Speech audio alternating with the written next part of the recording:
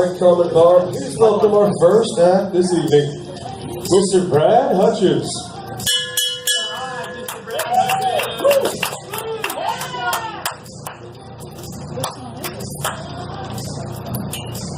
How are you this Labor Day weekend, Karman Bar? Yeah. Thirsty. Hey, am I recording there? Does it look like I'm recording? Does it say record? Is it It round? doesn't say, the little square thing. I got you. Square, right? You're good. But now it's round, right? Yeah, you're good. It's square. You're good. Oh, it's square. Okay, so I'm running. Okay. Cool. I have a couple friends on Twitter. You guys are all on Twitter, right? So one friend, he's SoCal based. He asked Twitter for advice on getting a stationary bike. Got another friend. He is a trucker, but he brings his bike with him, and he trucks all over the central United States, Arkansas, Tennessee, kind of the South too, Alabama. Wherever he trucks, he rides his bike.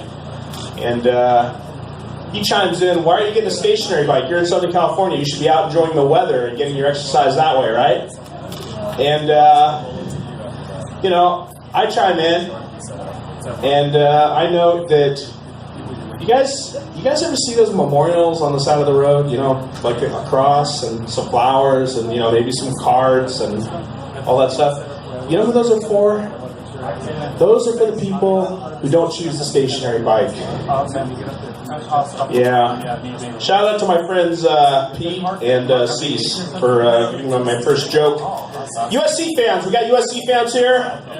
All right, how about the game yesterday, right? That was kind of a nail-biter for 3 quarters before they broke it open. You probably heard the news that Traveler is racist. You hear about this? This was a couple weeks ago. Some grad student figured out that Robert E. Lee's horse was named Traveler with 2 L's, but Traveler USC is 1 L. So SC fans, your horse is racist. But that kind of blew over, fortunately. But you know what part of USC tradition actually is racist? And I'll tell you about this. Do you guys know? You ever been to a USC game and they play? At the end of the game, the USC marching band plays "UCLA Sucks," or commonly known as, or maybe less commonly known as Fleetwood Mac's "Tusk." But the fans all sing along, "UCLA Sucks" at the end, right? That's racist too. You know why it's racist? Because back in the Civil War, Robert E. Lee, to inspire his troops, as they were fighting the Union for the Confederacy, they, after battle, would say, "UCLA sucks." That's what they did back in the Civil War. So UCLA sucks is racist, but it's a long tradition, so we put up with it. Speaking of Robert E. Lee, you've heard about this sportscaster Robert Lee of ESPN a couple weeks ago. He's taken off of a Virginia game because his name is Robert Lee, and he's Asian, right? Because nobody can think anymore. Somebody's name is Robert Lee. My name's Robert Lee. All right, are you Asian? Yeah. You're awesome. You're not going to be doing the Virginia game. Sorry about that. Yeah, it's pretty ridiculous. There of course are a lot of Robert Lees in the United States that are, they woke up a couple weeks ago and found out, hey, we can't do our jobs anymore because people can't think. People can't distinguish 150 years ago history from today. So hide people, hide. Or you could just change your name. I have a good friend in Tennessee. His name is Robert E. Anderson. So, maybe if your name is Robert Lee, change your name to Robert Anderson. You could be cool like him. Houston. Now, Houston is showing the best in us. We got to see kind of the worst in us with Charlottesville. Now, Houston is showing the best in us. I mean, even if they had a flood, they show the best in us. I was very moved by coverage of the hurricane and the flood in Houston. I saw the picture of the guy driving down the freeway and looking out his driver window and seeing a shark next to him. And this actually moved me to donate to the Red Cross, to text Houston or Harvey to whatever the number was and donate $10. And then I found out that was fake. Who does that? I mean, that actually moved me to donate, right? So who does that? Who makes a fake shark? And then, I remember, okay, we're on kind of a USC theme here. I remember a few years ago when Poly Pavilion flooded out. There was like a water main that flooded out Poly Pavilion at UCLA. And I heard about this early in the morning, and I got up and I went and did some Photoshop, and I photoshopped Tommy Trojan on a shark swimming through Poly Pavilion, posted it to Twitter, it got a few thousand likes. And yet I still fell for the shark next to the guy driving in Houston. I'm not sure how that works, but I was moved to donate because of that. Yeah, it was fake. The shark was fake. The alligators were not fake. Like, they actually found alligators roaming the streets. Like, they got out of the bayous and whatever, and they were roaming the streets. The alligators were not fake. Don't let anybody tell you about the fake alligators. One of the interesting things we saw in Houston that surprised all of us was, like a black firefighter carrying 2 white kids out of a house. That apparently surprised everybody. The media went nuts with that. That never happened. Right, because that never happened. That was just as fake too, right? I mean, people helping each other, that totally never happens. You don't help people see it. Right. And then there's like the white firefighter carrying the Asian lady out. That never happened either, right? Totally photoshopped. Totally photoshopped for the media. Because that never happens either. People don't care about each other. We know how it is. The weather here, though. How about the weather here this last week? It's been Horrible. It's terrible, man. This whole place smells like an armpit. Okay, I was driving up to Burbank Thursday evening on the 5, and at 6:30, I'm going through Echo Park, and I'm in my Jeep Grand Cherokee, got the air conditioner on.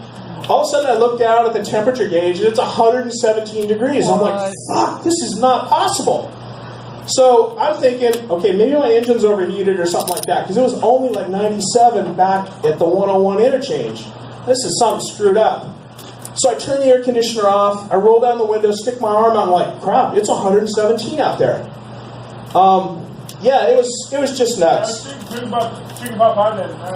Yeah, exactly. Exactly. Yeah, 117 degrees is insane. You guys probably haven't figured this out, but I'm not a professional stand-up comic. What I actually do for a living is I provide tech support to the people of India. I knew if I give that an extra second, I'd get the laugh on that. Yeah, you guys are just a tad slow, but not that slow. So here's how it works. They're on the other side of the world. So it's 7:30 p.m. Sunday through Thursday nights. I roll up to my couch. That makes it 8 a.m. in India. They have a unified time zone in India. So I roll into my couch and I just wait for the phone to ring. Ring, ring. This is Vijay Swami Jr. How can I help you? And on the other end of the line, somebody will be like, this is Rashika. Hey, my cottage cheesemaker is broken. Can you help me fix my cottage cheesemaker? And, because I just provide tech support to people of India on any topic, I quickly look up how to fix her cottage cheesemaker and make it work. And I help her make it work. Ring, ring. This is Vijay Swami Jr. How can I help you?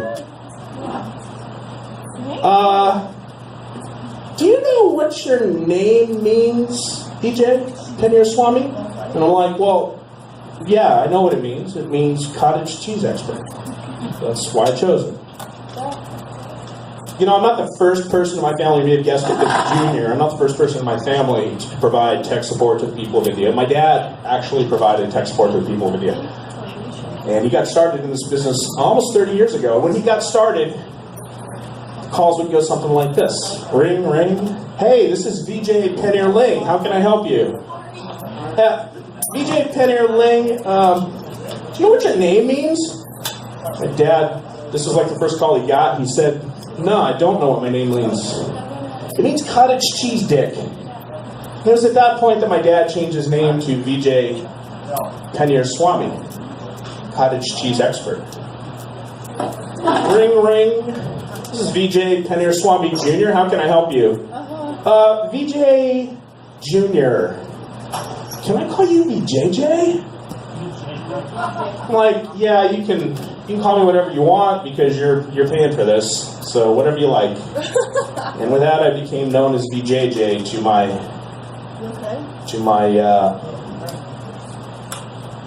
my customers who called a lot. Ring, ring. This is Vijay Swami Jr. How can I help you? VJJ, you don't sound Indian. I'm like, dude, you don't sound Indian either when I do you in this bit. Ring, ring. This is Vijay Swami Jr. How can I help you? Hey, VJJ, this is Nitin. How are you doing? I'm good, Nitin. How are you? Nitin is a frequent user of my services. Nitin makes sweaters and he sells them on Etsy. Nitin makes sweaters. He sells them on Etsy. Nitin makes sweaters. Like he knits them, but his name is Nitin because that's an Indian name, right? Nitin makes sweaters. He sells them on Etsy. All right, now that you've got that. Oh, VJJ, what are you wearing? Sorry? Oh, VJJ. I want you to strip off that sari. I want to see your body. Oh! Come again, Nitin? Oh! And it was at that moment I realized I needed a new career. So I wanted to become a singer. And I'm going to need some accompaniment. We have Diana, who it's her first time at the Karman Bar. Yeah. And I went looking for guitars because Mark isn't here. Mark was here 2 weeks ago to help me out with this. I think I found somebody pretty good. There's a strip club in Jacksonville that recently got some notoriety for. Well, let me just lay this out for you. They had a buffet, and they had like beef ribs. They had some chicken, and they had some shrimp. And I'm thinking these are day strippers because the strippers ate with the patrons. And not much later, up on stage, the strippers started to have some pretty explosive diarrhea. And the patrons reacted by throwing up, and they were getting a little bit of diarrhea themselves. In fact, they ran to the bathroom as fast as they could. The cleanup crew afterward, noticed that there might not have been enough stalls because the patrons, well, there was crap in the sink. It was pretty disgusting. But this moved me to write a song, and with Diana's accompaniment, I'd like to sing the song.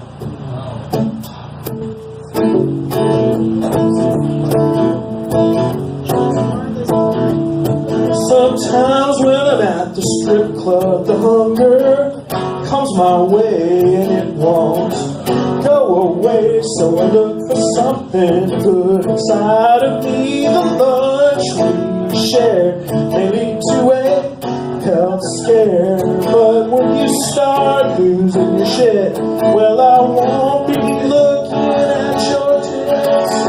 Once you ate the shrimp, my dick started going limp. The tainted lunch you ate made your stomach not so great. Taking Imodium before you lose it all. Tainted lunch, tainted lunch. Now we know you got the runs, or hey, you got to get away from the stage before it all comes streaming down your leg. And every man in sight throwing up with all his might. But before anyone can blink, well, the patrons are crapping in the sink. Once you ate the shrimp, my dick started going limp. The tainted lunch you ate made your stomach not so great. Taking Imodium before you lose it all. Tainted lunch, tainted lunch. Don't cry for me, please. The stains will never come off these sleeves. And I can't even go back home, 'cause there's dookie in my hair and I don't have a comb. Tainted lunch, sing it with me now. Tainted lunch. Tainted lunch. Tainted lunch. Don't eat the shrimp, it's tainted lunch. Don't eat the shrimp, it's tainted lunch. Tainted lunch. Tainted lunch.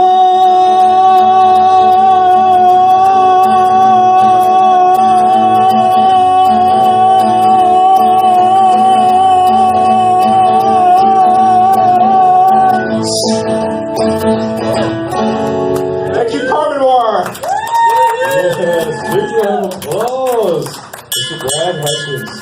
Well done, sir.